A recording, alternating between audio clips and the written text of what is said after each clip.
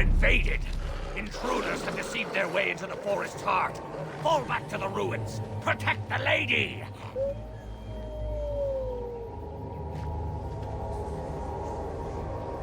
I think this is it. Werewolf City. Kind of flea heaven, isn't it?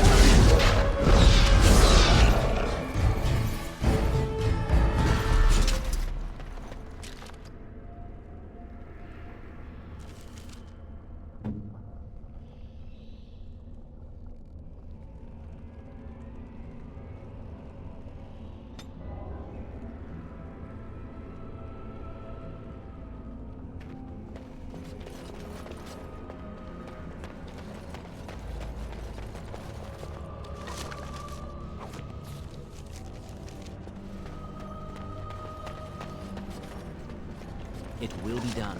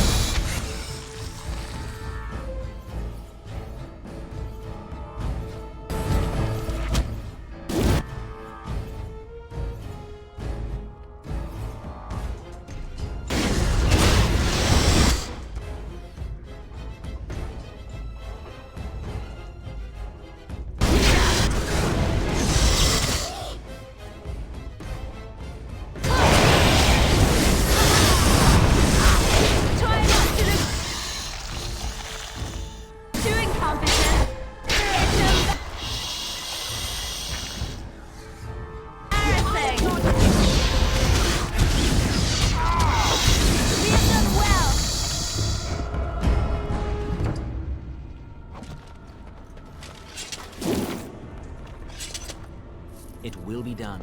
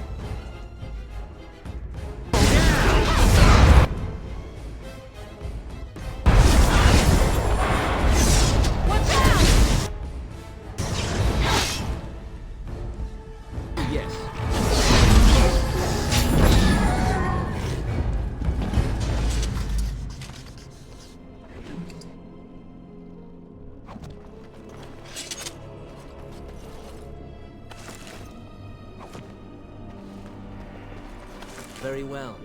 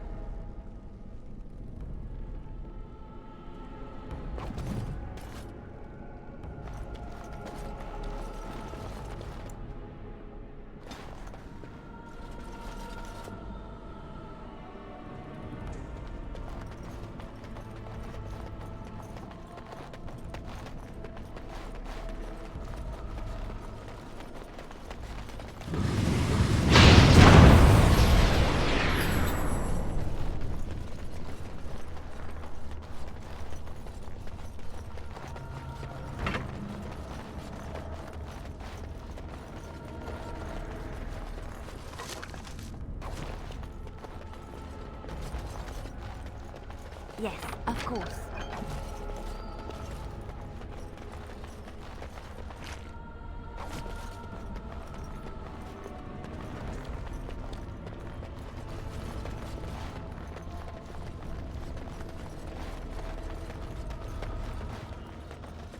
On my way.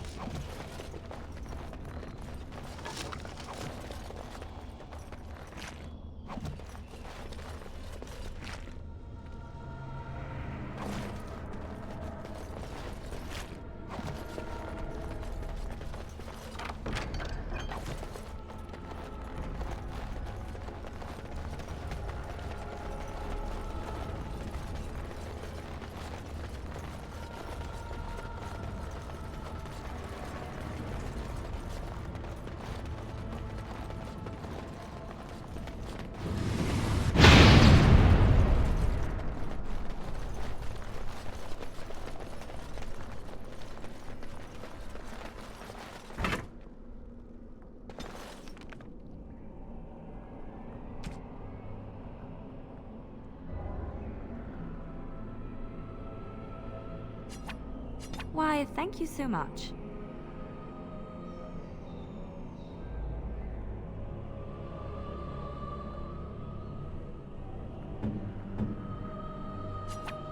Interesting.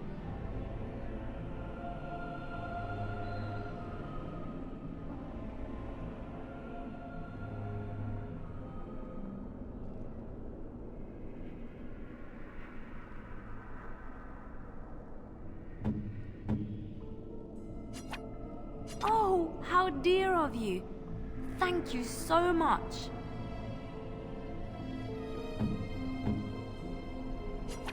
A fine gift. You have my thanks.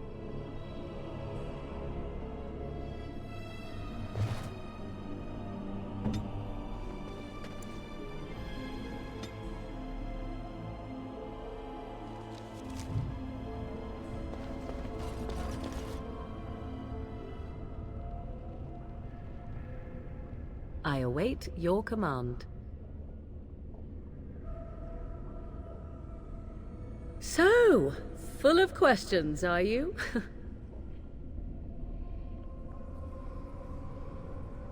I assume you were actually asking whether Flemeth herself gave birth to me. Truly, I do not know. I once asked Flemeth that very question, and she merely laughed at me.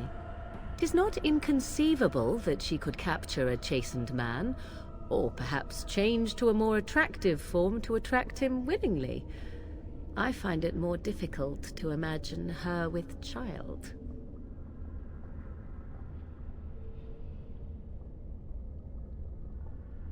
It seems likely, does it not? In an animal form, a babe could easily be spirited away and raised as Flemeth's own. I do know the tales of Flemeth having many daughters, even though I have never met another, and Flemeth has always treated me as her blood.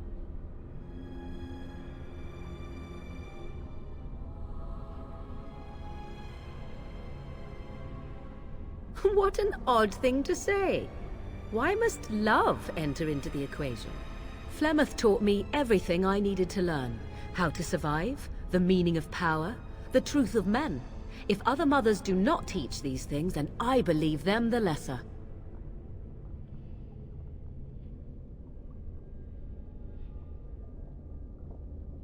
You suppose it's true? 'Tis true. To indulge in love is to indulge in delusion. Surely a Grey Warden such as yourself does not believe otherwise.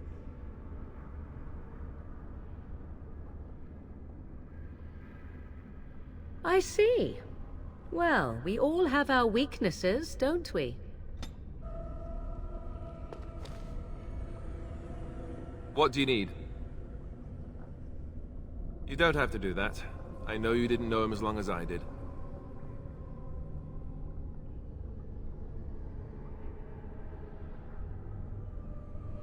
I should have handled it better. Duncan warned me right from the beginning that this could happen. Any of us could die in battle. I shouldn't have lost it, not when so much is riding on us, not with the Blight and everything. I'm sorry.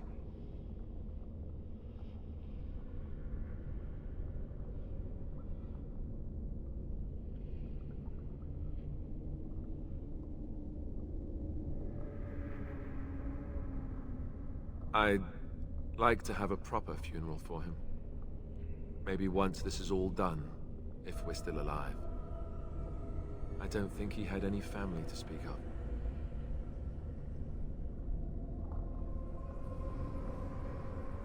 I suppose he did. It probably sounds stupid, but part of me wishes I was with him, in the battle. I feel like I abandoned him.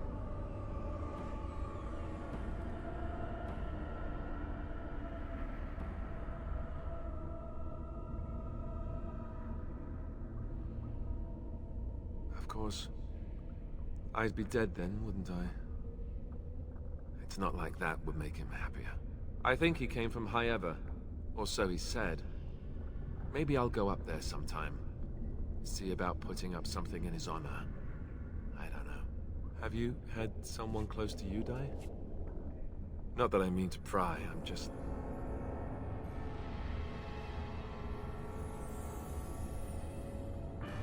Yes, I imagine you really have, haven't you? Thank you. Really, I mean it. It was good to talk about it, at least a little.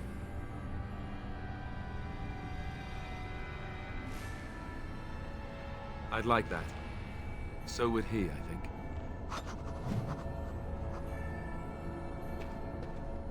Something I can help with? People have always spoken of dark and mysterious woods haunted by beings unseen. The Brazilian forest is one such forest. They say the veil is thin here, and spirits from the fade pass over, drifting through the trees and giving them an unnatural and sinister intelligence. It is said that if you feel you are being watched in the Brazilian forest, you are. Something I can help with? Yes? What's on your mind?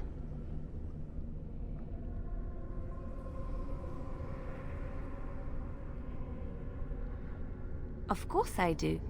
I love stories far too much to keep them to myself. Everyone should be able to benefit from them, I think. Chantry law says it is man's pride that created the Darkspawn. In ages past, the mages of the Tevinder Imperium ruled much of the world we know. In their pride, they thought their magics invincible and imagined that they were greater than the Maker himself. So thinking, they invaded his golden city, planning to take it for themselves and depose their own creator. But they were impure and full of sin. And it is with the sin that they tainted the golden city, corrupting it forever. The Maker cursed them and cast them from his sight. Wherever they went, they spread the taint of their sin. Any land that was touched by the taint became blighted and would suffer no life. Instead, the Darkspawn arose to torment us and remind us of our hubris. Of course, Orlesians enjoy telling stories. I shall tell you my favorite tale of Aveline, the Knight of Olay.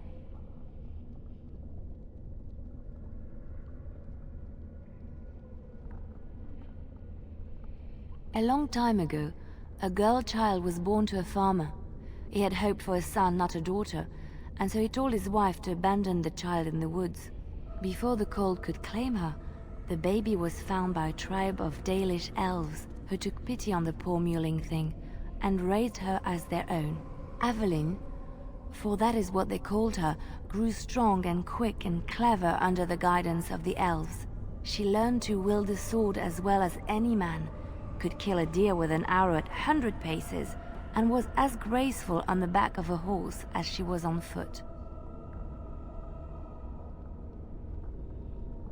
Aveline's Dalish guardians saw that she could easily best any Orlesian chevalier in battle, and wanted to show the cruel humans the child they had left to die.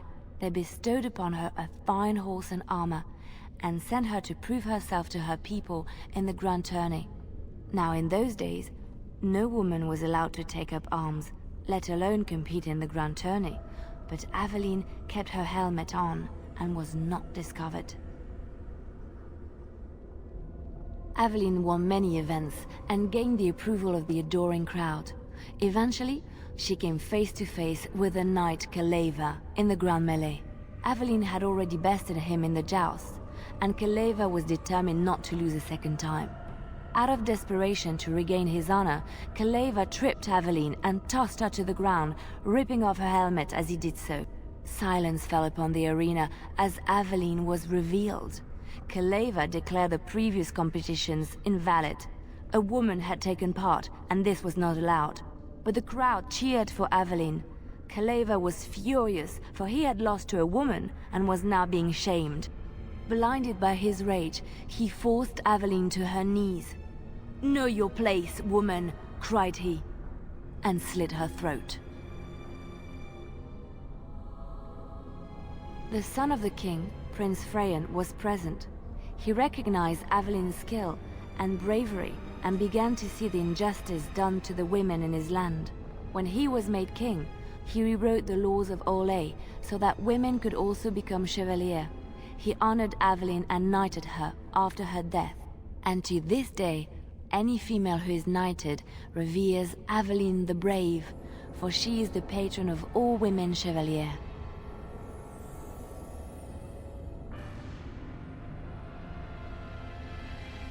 I know one, told to me by my mother a long time ago. It always chilled me to the bone. Maybe you have heard of Flemeth?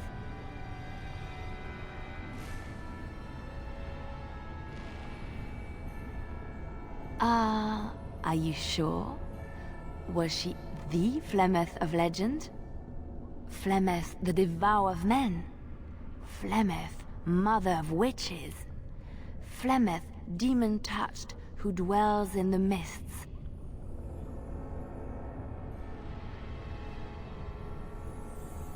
Ferelden mothers scare their daughters with talk of Flemeth.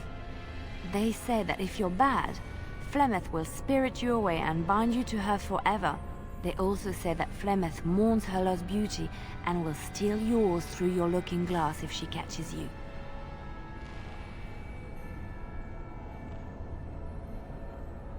Flemeth's beauty was known throughout the land. She had hair like unto a moonless night, skin as pale as winter's first snow, and eyes as beautiful and perilous as the sea. When she came of age, she came to the attention of the Lord of Highever, Conobar, and he took her for his wife. Conobar soon learned that his young bride had the gift of magic. He kept this a secret, for he feared that she would be taken from him. Flemeth stayed with Conobar for some years, and with his blessing, she practiced her art. And then one day, a young poet named Osen came to the castle.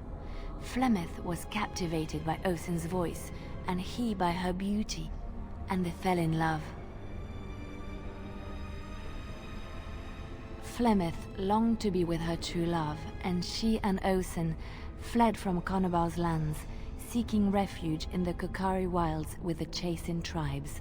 They lived there happily for many a year, till the day Flemeth received news that Conobar was dying and longed to see her face one last time. Flemeth's heart swelled with pity for the man who once was her husband, and begged Osen to return to Conobar's side with her.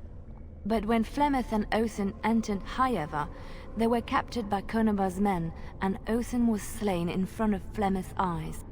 Flemeth was imprisoned in the highest tower of the castle, there to await Conobar's judgment on her. Distraught at the loss of her love, Flemeth plotted revenge against her husband. She summoned a fey demon, intending for it to wreak vengeance on Conobar. But a spell went awry. The demon possessed Flemeth. Turning her into an abomination, the halls of the castle ran red with blood as Flemeth slaughtered Conobar and all his men. The last of Flemeth's humanity melted away, and at dawn, she stole back to the wilds to plot and scheme for 100 years. They say she took to her side many Chasing men, and with their help, begat her daughter witches, who even now prowl the dark places of the Kokari wilds.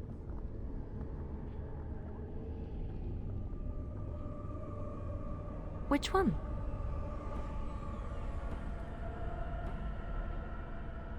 Andraste was the Maker's chosen. The Maker had long since abandoned the world when the sound of her singing turned his ear. Beauty, grace, and wisdom enraptured him, and he offered to take her from this flawed world to become his divine bride. But Andraste had an earthly husband and would not forsake him. Instead, she beseeched the Maker to return to his people once more. So earnest was her plea that the Maker was moved, and promised that he would create a paradise on earth if all abandoned their false gods and turned once more to him. And this is why Andraste began her exalted march on the idolaters of the Tevinter Imperium. The Maker granted her his powers with which to smite her enemies. Andraste brought the Imperium to its knees, and her victories converted many to the worship of the Maker.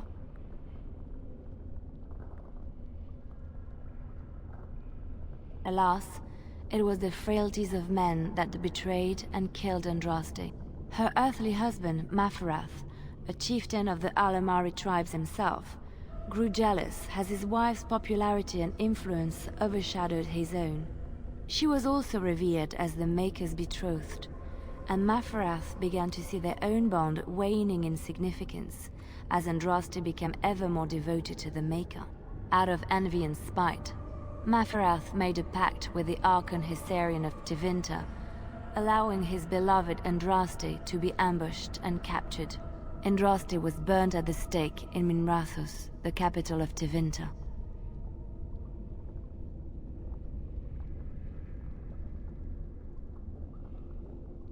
I have thought on this too.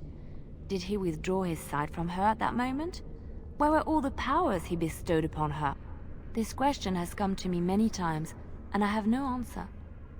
Perhaps there was no way for Andraste to return to the Maker but through her death.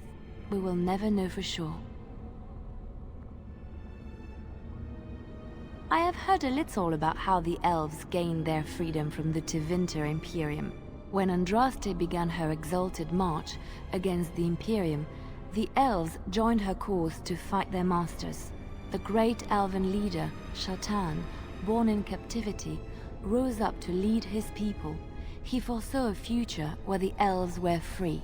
Shatan was killed when Andraste was betrayed, but the elves continued to fight, eventually breaking free of the Imperium.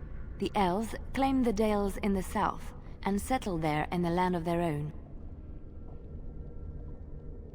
The elves lived in the Dales for centuries. They resurrected the worship of the elven gods and would allow the building of no chantry. This angered the chantry, and the hostility between the two factions finally broke out in open war. The chantry says the elves struck first, but I do not know whether to believe it. The chantry declared a holy exalted march against the elves, named for Andraste's similar march against Tevinter. During the exalted march of the Dales, the elven cities were sacked, and the elven state completely dissolved. Some of the elves bitterly accepted their fates and surrendered to human rule, living in the human cities as second-class citizens. But others, still fiercely proud of their heritage, refused to bow to the humans, and instead became homeless wanderers. There were the elves of the Dales, the Dalish.